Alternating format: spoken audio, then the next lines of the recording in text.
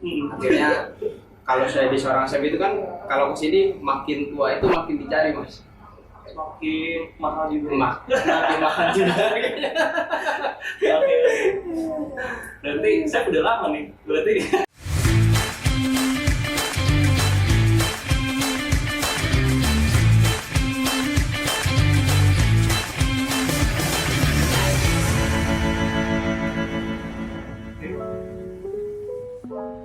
Assalamualaikum warahmatullahi wabarakatuh. Selamat pagi teman-teman, salam sejahtera, salam kuliner. Dan di podcast pertama Sekolah Kuliner Budi Mulia 2, kita langsung datangkan chef asli Jakarta tapi udah lama tinggal di Jogja. Ada Chef Ray teman-teman. Kalau saya boleh dicopot maskernya. Halo Mas Rizky, apa kabar? Baik chef. Chef, perjalanannya bagaimana dari rumah ke sini? Kalau perjalanan dari rumah ke sini kurang lebih memakan waktu 20 sampai 25 menit. Emang tempat tinggalnya di daerah mana? Di daerah Prambanan. Oh, di daerah Prambanan teman-teman. Dan chef, saya mau nanya nih, chef sebelum jadi chef itu kira-kira bagaimana sih menerjang kehidupan? Gimana sih langkah-langkahnya? Mungkin teman-teman pengen tahu. Untuk jadi chef ternyata nggak langsung lo habis sekolah kuliner langsung jadi chef. Mungkin dari chef boleh pengalamannya. Kalau pengalaman saya, wah saya harus menceritakan dari awal. Wah, boleh banget. Waktu tersedia buat chef. Oke, kalau kebetulan saya tuh lulus kuliah tuh tahun 2006. Lama ya? Ternyata. Itu di salah satu universitas yang ada di Jakarta. Di situ terus saya berkarir di hotel di Jakarta selama kurang lebih 2006 sampai 2008. Kemudian saya ke cruise ship kapal pesiar itu mulai dari 2008 sampai 2011. Habis itu saya balik lagi, saya ke catering. Catering dulu. Dari catering saya ke restoran, dari restoran saya balik lagi ke hotel, dari hotel saya ke river cruise, kapal sungai. Kapal sungai itu sebagai apa chef kalau di kapal sungai? Sama chef juga, juga. chef breakfast waktu itu. Nah, habis itu setelah itu saya ke catering lagi mas.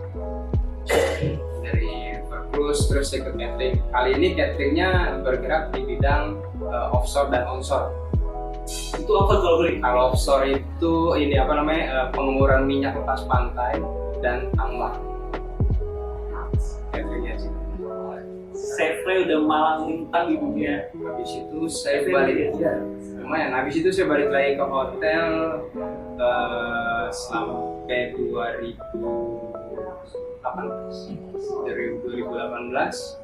saya ngajar. Ngajar di kampus? Di kampus, salah satu kampus di Karanganyar. Oh, sekarang jadi pengajar juga dan sekarang juga penguji. Sekarang penguji. Kemarin saya sempat balik lagi ke hotel. Sempat balik lagi kerja lagi di hotel. Terus sekalian saya masih ngajar. Tapi ngajarnya sekarang di salah satu kampus di Sukoharjo. Di Sukoharjo. Saya balik lagi tuh berarti 2020. Balik lagi ke hotel. Awal tahun kemarin 2021. Oh, jadi sebenarnya beberapa juga walaupun pandemi ada hotel yang tetap membutuhkan chef-chef baru ya. Betul.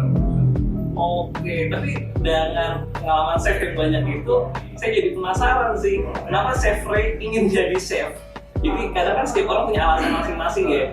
Jadi dari Chef Ray, kenapa sih mau jadi chef? Apalagi udah di kapal pesiar, tadi sampai ke catering, minyak apa?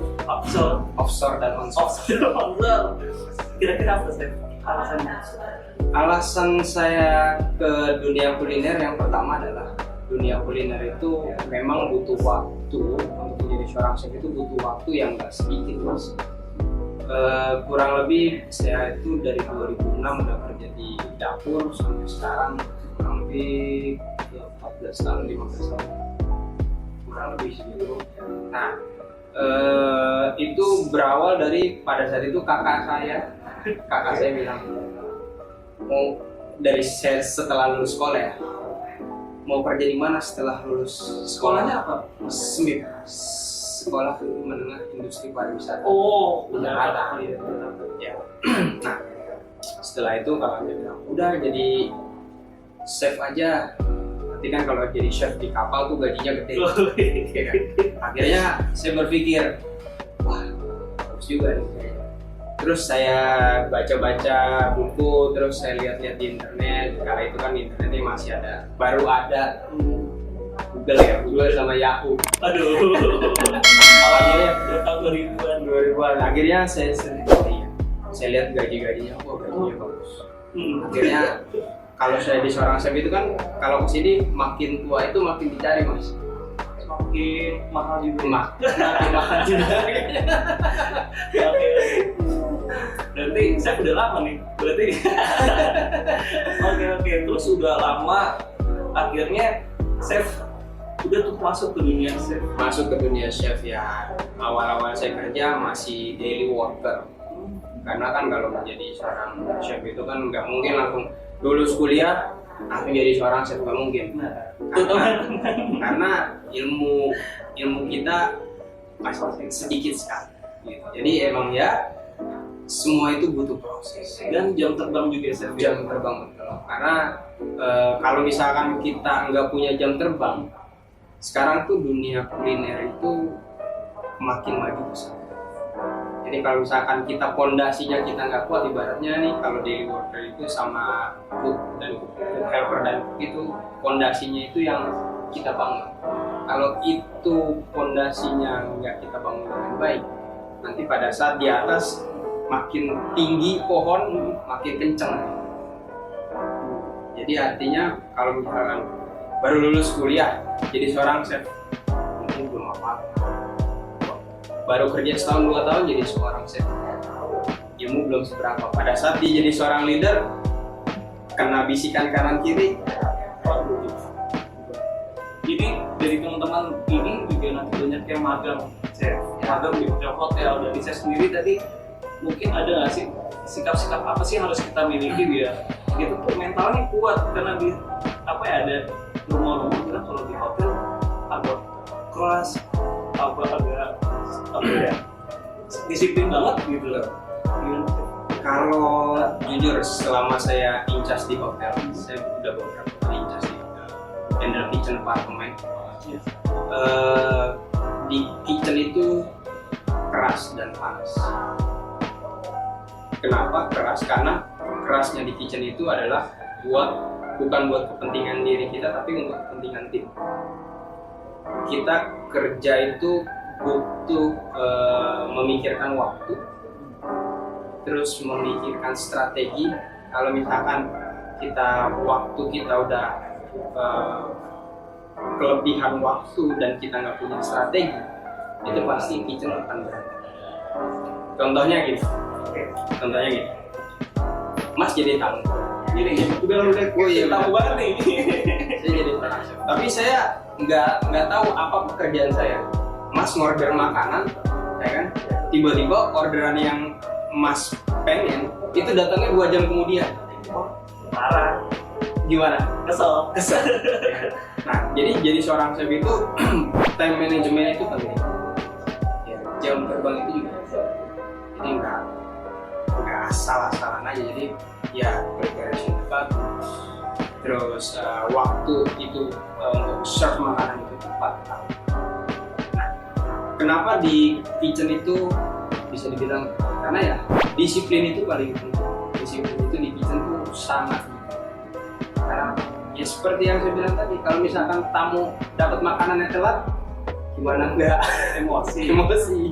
Tamu itu komplain. Nah, itu sih sebenarnya disiplin itu bukan untuk chef itu, tapi untuk pribadi. Once kalau misalkan teman-teman di sini yang lagi mau training dan dan sudah training, ikutin aja apa kata seniornya. Karena nggak mungkin senior itu menjerumuskan anak-anak training. Karena kalau saya pribadi ya, saya kan lama-lama kan akan tua. Oh iya, regenerasi. Nah, regenerasi saya siapa gitu. Jadi kan kayak gitu. Jadi kalau misalkan ilmu saya nggak saya terapin ke anak-anak training, nanti regenerasi saya siapa? Oke. Itulah. Jadi jangan takut kalau di kitchen itu di kitchen seperti ini. Ya emang pasti di kitchen itu panas dan harus disiplin itu nomor satu. Jangan pernah takut salah, jangan pernah takut untuk mencoba dan bertanya. Kalau nggak bertanya sesat di jalan. Iya, jadi berarti mental perlu banget ya, Chef? Mental perlu banget, karena kalau misalkan mental yang ibaratnya mentalnya Dibentak nangis ya mendingan jangan kitchen dong. Kitchen. Ini apa? Usaha di rumah ya itu. Ya, usaha di rumah itu lebih parah. Kalau dibentak customer nggak ada kuali. Jadi sebenarnya emang kita mau nggak mau mentalnya harus kuat dimanapun. Iya. Jadi kalau misalkan udah dibentak sama customer, terus ya otomatis kan rating kita kalau kita usaha ya, rating kita turun. Tapi kan dimanapun bidangnya, Chef ya. Betul. Nggak hanya di Tata Boga aja, mungkin di bidang-bidang lain juga orang yang usaha mentalnya harus kuat. Oke, jadi Chef di sini teman-teman habis nguji teman-teman dari Tata Boga, dan rata-rata memang peserta didik dari Budi Mulia 2, Chef. Ya. Nah, mau tahu dong, Chef, dari Chef pertama kali di sini? Ini udah ketiga. Gimana? Pas balik lagi perkembangannya seperti apa kira kita melihat Budi Mulia 2? Budi Mulia 2 makin kesini makin bagus. Kan tadinya di sini kan belum ada lab pastry.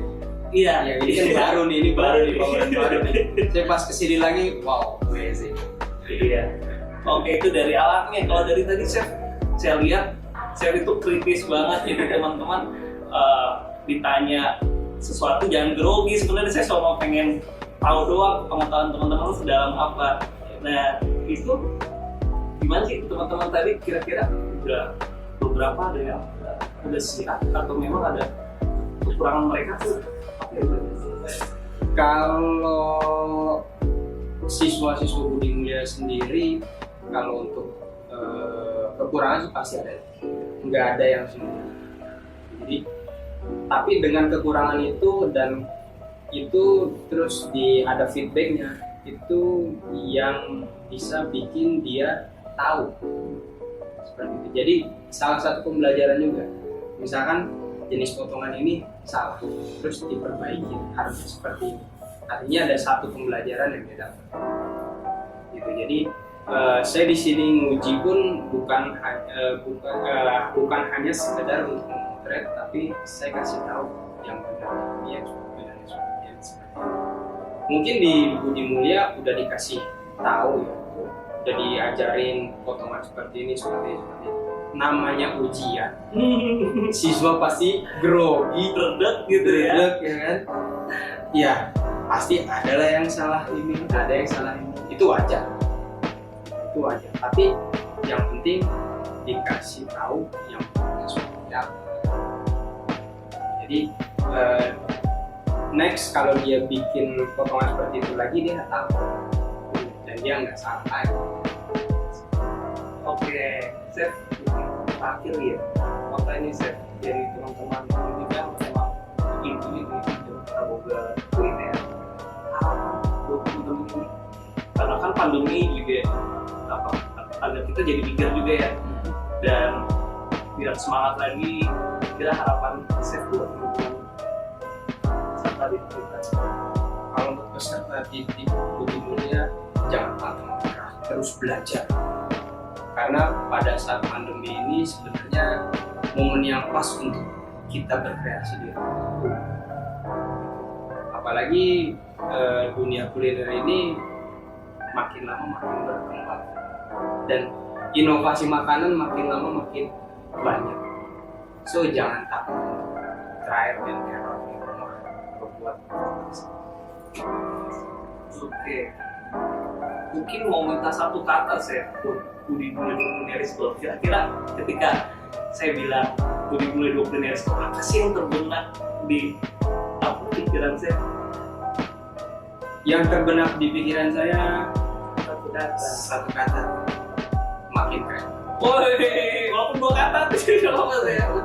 Oke, terima kasih teman-teman. Makin keren kata Chef Ray. Jadi buat teman-teman, buat yang pengen tahu updatean podcast kita, bisa langsung follow aja Instagram, Twitter, Facebooknya. Kalau Instagram itu @budimulya2_culinary school dan Facebooknya di Sekolah Kuliner Budi Mulya 2. Terima kasih Chef. Siap, Waktunya sama-sama. yang udah nguji di TUK Budi Mulya 2 Culinary School, dan sehat-sehat selalu. Mungkin ilmunya akan selalu menjadi amal baik buat saya juga. Sekian teman-teman, jangan lupa patuhi protokol kesehatan. Saya Rizky dan Chef Ray pamit, sampai jumpa di podcast berikutnya.